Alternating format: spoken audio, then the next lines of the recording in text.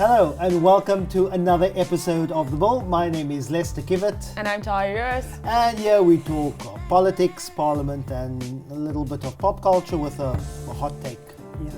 Tara, how have you been? I'm good, how are you? I've been very good, thank you. What has been good or bad, depending on which perspective you are, is the national dialogue turning into a national monologue, because at the weekend that's just passed we had the first step in what is called as the national dialogue. It was the National Convention, and while there have been notable foundations who were not part of the National Convention, they have said they will still be part of the process, but they raised concerns about the cost, logistics, some of the government overreach from the executive in what they believe to be a citizen-led intervention to have South Africans talking about our critical issues, but also a number of political parties not taking part in the National Convention, even though ministers who belong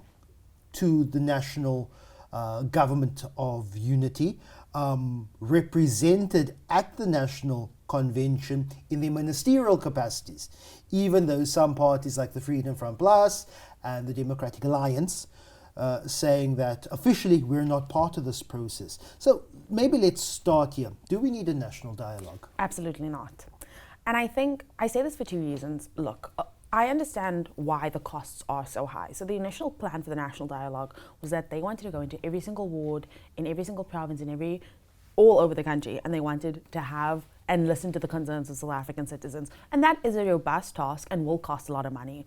I don't think it's money that we could spend right now. We just come out of an election year. I think where South Africa stands and the topics that they want to cover in this national dialogue, it's very clear about how we feel about unemployment, crime, gender-based violence, all of these topical issues. I think the executive cannot say they have no gauge on how we as the public feel. That's the first half of my argument, rather.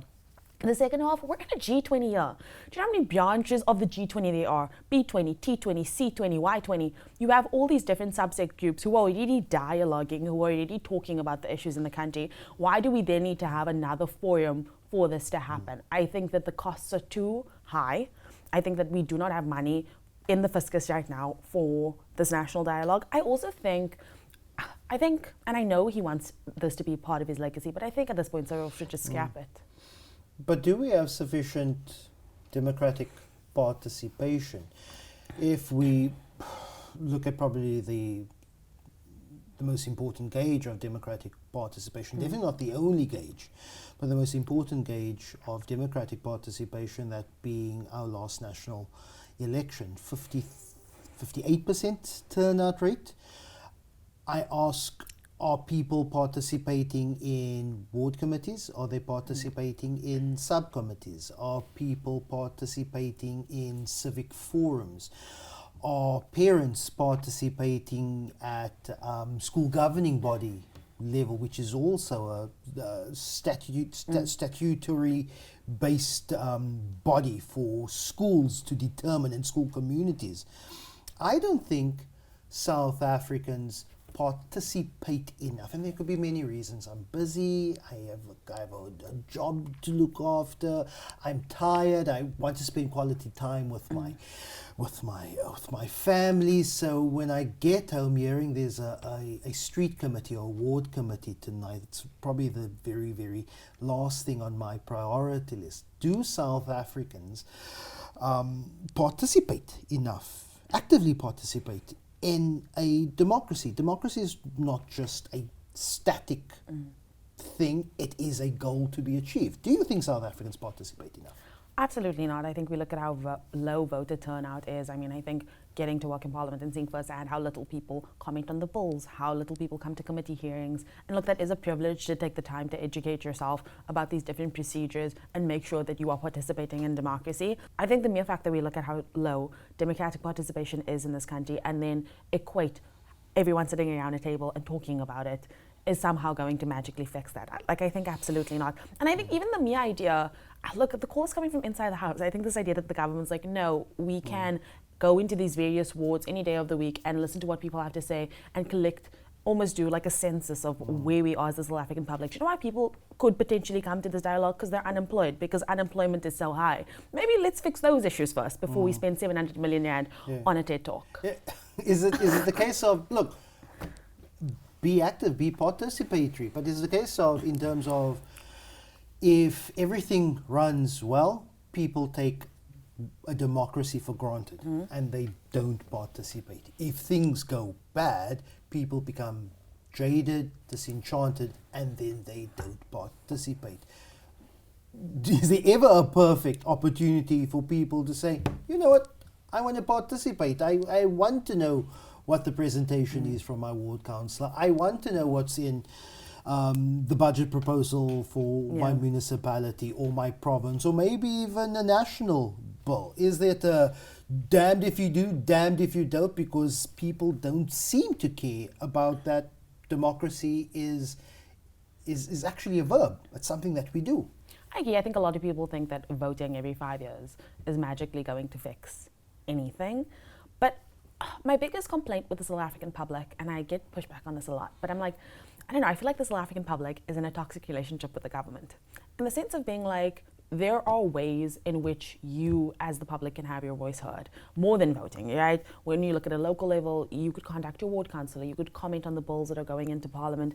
There are many other things. Protesting is also another important thing and a democratic mechanism. But I think, the public, and often it's only the chattering class that will sit around the table and be like, did you see what is happening in Parliament? Did you see what is happening in the executive, in this government department? And I understand that is a privilege, because a lot of South Africans are dealing with really hard issues when it comes to their finances, when it comes to crime and their own safety, and dealing with their own personal issues. But it's not enough to sit around and be like, I don't care, because you're damned if you do, you're damned if you don't. The government is going to do what they want regardless, because then nothing's going to change. And I understand, and I feel the frustrations of many South Africans to be like, I voted for X political party and they didn't deliver on this. And then I tried to vote for this political party and they didn't deliver on this. And I understand that it's frustrating, but what would you rather have, a dictator? And we've already discussed that's not a good idea. A government is based on the will of the people and the judgment and the will of the people. And voter turnouts give a government the legitimacy, saying that a certain number of people of our electorate have decided that this is the government that they want to represent them. But if you look at various studies, including the OECD study of, I think, 2018, that showed that in the 38 countries, which are both major economies and emerging economies in the world, we have all-round disenchantment and distrust in everything, from governments, political parties, the state, police, bodies of law, institutions, civil society, almost every sector, including the media, that generally goes about making a state. We've seen drops in levels of trust. And I think it is because over the last 10, 15, 20 years, when we've seen this promise of a free market capitalist order, following the fall of the Berlin Wall, was supposed to see a level of progress for the majority of people. But as we've seen the rise of a billionaire class, the tech oligarchical class, we've seen billionaires get richer and ordinary people get poorer. And all these institutions, whether it be political parties or parliament or lawyers and police, even the media, there's a feeling that all these institutions have lost touch with the average working family, and that it only takes its call from the oligarchical billionaire class. And that has seen this deep distrust in institutions, full stop. How do we get that trust back? Voting. And this is the thing. I know this is the problem, right? There are good politicians. I wouldn't go as far to say right now that there's a good political party, but there are other options. I think that South Africans love extremism. And I think that is also just a natural inclination of an ordinary human being. But centrism in my opinion, I think is the answer. I think that when you are on, you're pulling a face on opposite poles of the spectrum. I hear you, and I think that multiple things can be true at once. Like, centrist politics isn't sexy. It isn't people coming out to be like... Let me push back on that, because we have the two biggest parties which largely enjoy the scent of South African politics. Maybe 1 foot over the fence for either one of them, the ANC and the Democratic Alliance. They hold the centre regardless of what some of the left say, that the DA is a right-wing party, or maybe some of the right saying that the ANC is a Marxist communist party. No, that's rubbish. They're not. The DA and the ANC holds centre politics in this country, and those two parties enjoy more than 60% of the vote at the moment. And there's a reason for that, because centrism is the thing that appeals to people the most. But my argument is that when you look at the current political sphere, the parties that are on the rise and those who are gaining more traction are not the centrist parties. They are ones who play to a more extremist narrative. And the thing is, with the DA and the ANC, because they have been around for so long, they have been able to monopolize their political presence where they are established brands. And I'm a big proponent of the fact that I think we need new political parties, we need new political order. I think that we do need to take a step back from the political parties that have enjoyed running this country for so long, because clearly it hasn't been working, because otherwise I think we would have lived in a utopia. But when you look at the parties that have gained traction, it has only been those who play to extremism. And we've seen that since 2011 local government election, when we've seen this growth in cultural, language, ethnically based parties. Particularly talking about parties like Patriotic Alliance, Freedom Front, Plus, that have seen actually a growth in numbers, and not necessarily the big tent parties in the centre. My big pushback, I think, when you're looking at the national dialogue as a whole, and I was actually asked to be a part of the national dialogue and I turned it down. You're going to be an eminent person. I was going to be an eminent person, but I rejected it. Look, I've said this publicly before. I think that this is a glorified TED Talk. But to me, when I look at the configuration of what the government is trying to do, I simply don't understand where this idea came from. And Cyril's made a lot of promises. The idea came from Thabo Mbeki. Yes, the idea came from Thabo Mbeki, but out of all of the stolen ideas and promises that Cyril said he was going to do, like, where's his smart city? Yeah. Like, why didn't we put the 700 million rand towards the smart city that he was going to build instead of this dialogue? Like, I don't see what the end goal of this is, especially in the G20 year. So if I may bring you young'uns into the fold. So there was something that happened around about 92, 93 in South Africa called CODESA. I remember. After that, there was because South Africa was still a very, very politically violent country, there was something called peace monitors. There were campaigns that said, "South Africa, we love you, our beautiful land." You remember that song? No, because you weren't born. So I read about it in my history textbooks. And so we had actual dialogue. We had people saying, "This is who I am, this is where I'm from in this country, and this is how I feel." Surely we could do with some more talking in this country. I think we talk enough. I think that there are... Who talks enough? You talk enough. The civil society organizations talk enough. But the G20 talks enough. No, it's not. This is Simpiwe and Sarki. This is Johannes and Jabulile. This is Ahmad and Calvin. Yes. Saying, this is who we are. And this is where we're from in this country. And this is how I feel. This is what I hope. Maybe I can find some commonality. Yes, you can. But my pushback to that is that when you were living in 1992 when this was happening, is that people weren't allowed to speak freely. There was censorship in who was on talk radio, who could write in newspapers, who could establish civil society organizations. People were all pushing for the freedom and the fight for democracy. Now we live in a free and democratic society. You can go on an Instagram live stream and dialogue all you want. That's what Cyril should have done. You should have started a Facebook Live. You should have saved everyone's time, and you should have had all South Africans join, and they could have a one-on-one with him. If he wants to talk, that's how we should talk. Have you seen some of the content that's been coming out on live broadcasts? I think I'm behind that bandwagon that says we need to broadcast, to regulate live broadcasts on social media. Cyril should do a radio show. He should come in. This is my pitch to the presidency. This is my pitch. Vincent, if you're watching this, listen. Save the 700 million rand. put it towards filling all the potholes in Gauteng. You know, because that's what it's going to cost. Instead, have Cyril come on CapeTalk. Lester will give up his show slot one of the days. And he takes calls. Yes, and he takes calls. If you want a dialogue, if you want to be in touch with everyday South Africans, we'll even do a partnership. But the president does that. He has regular presidential imbizos. He goes out into communities in all 9 provinces and he says, I'm listening to South Africans who attend, and the majority of people don't attend. Okay, exactly. So why do we need another forum for talking? We've highlighted multiple avenues for them to dialogue. You have social media, we've offered up CapeTalk, we have the G20 year. There are so many places for us to dialogue. I just don't think we should national dialogue right now. Okay.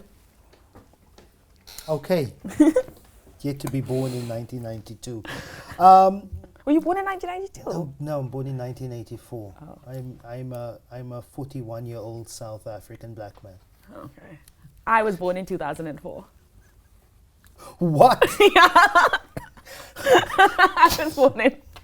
I was born in 2004. You were born in The 20th of May, 2004. Like you missed the golden years of South Africa. No, I did. The golden years of South Africa, 1999 to 2007. 2 terms almost of Thabo Mbeki, and I know it was growth without jobs. Yes. I get that. But what a time to be alive in South Africa, 1999 to 2007. You would never... Polokwane 2007 is where it all went downhill. You said it. Okay, you said it. Let's talk about Parliament. And the premise of Parliament is that it's supposed to be an open forum, an open Parliament.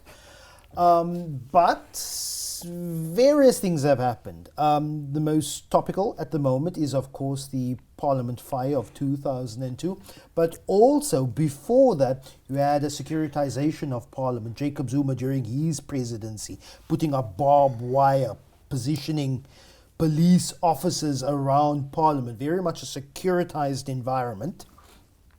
And before, The Economist saying that that's not what securitization is. No, it is a nomenclature. We have decided that securitization could also be used as a word that says there's been more security. We've decided it's in Merriam-Webster's dictionary. But we've had less than an open Parliament over the last few years, and currently there's some debate and furor and back and forth between what is currently happening with the parliamentary rebuild and where MPs in the National Assembly are currently housed. So we all know that Parliament burned down. It's been like 3 years now? Parliament burned down in 2020. Yes. And so ever since then, we've been doing this hybrid situation. So first it was a tent. First we were a tent in a parking lot, and the tent was a mess. I, unfortunately, was not old enough to work in the old National Assembly building before it burnt down. But I was in the tent, and I remember in winter they put buckets because the tent would leak. And then there's one time the tent almost lifted off the ground when the wind was so bad. And then we got the dome. And now the dome is just a white elephant. And there's been this continuous fight between DPWI and Parliament and about whose responsibility it is, what is actually happening, like how much it's going to cost, who needs to attain the certain fees. And even the dome is not a perfect structure. I think they erected the dome end of last year, beginning of this year.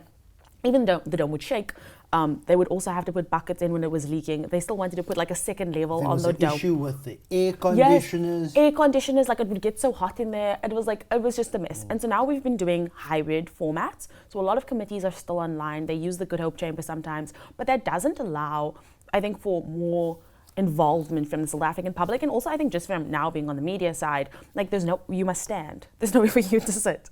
And I don't know what's going on. I don't know if I should say this on the podcast, but I don't know how to feel about Dean McPherson as the Minister of DPWI. I initially had a lot of reservations about him. I used to, before he became a minister, call him Nipper Baby McPherson. I still sometimes do that.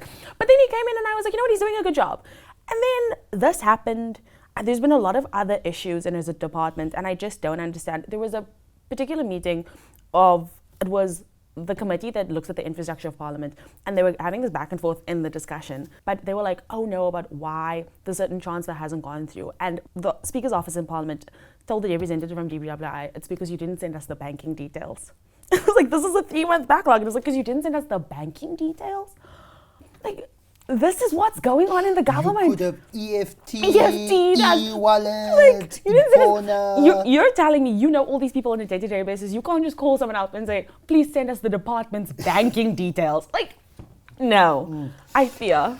But what's the deadline for a reimagining and a rebuilding of not just the National Assembly, but a big part of the parliamentary precinct? Because I think it is also having impact on the public's trust in the institution of Parliament. We spoke about trust, but also the visibility of Parliament, the access of the public to Parliament.